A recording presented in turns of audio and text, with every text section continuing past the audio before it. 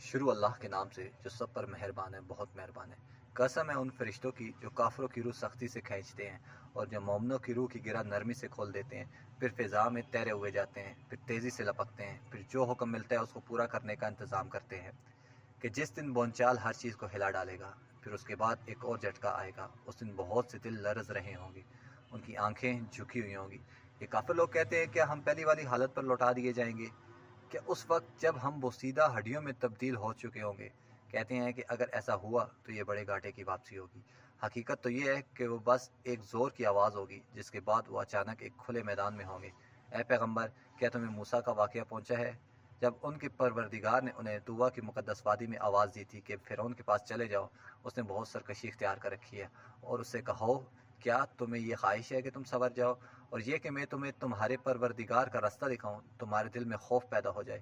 چنانچہ موسیٰ نے اس کو بڑی زبردست نشانی دکھائی، پھر بھی اس نے انہیں جھٹلایا اور کہنا نہیں مانا، پھر دوڑ دھوپ کرنے کے لیے پلٹا، پھر سب کو اکٹھا کیا اور آواز لگائی اور کہا کہ میں تمہارا اعلیٰ درجے کا پروردگار ہوں۔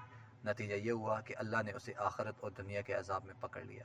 حقیقت یہ ہے کہ اس واقعے میں اس شخص کے لیے بڑی عبرت ہے جو اللہ کا خوف دل میں رکھتا ہو۔ انسانوں، کیا تمہیں پیدا کرنا زیادہ مشکل ہے یا آسمان کو؟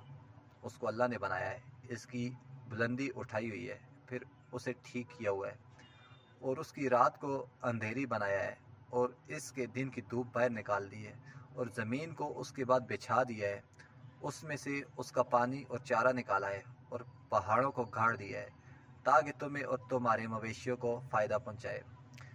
پھر جب وہ سب سے بڑا ہنگامہ برپا ہوگا، جس دن انسان اپنا سارا کیا دھرا یاد کرے گا اور دوزخ ہر دیکھنے والے کے سامنے ظاہر کر دی جائے گی، تو وہ جس نے سرکشی کی تھی اور دنیا کی زندگی کو ترجیح دی تھی، تو وہ دوزخ ہی اس کا ٹھکانہ ہوگی۔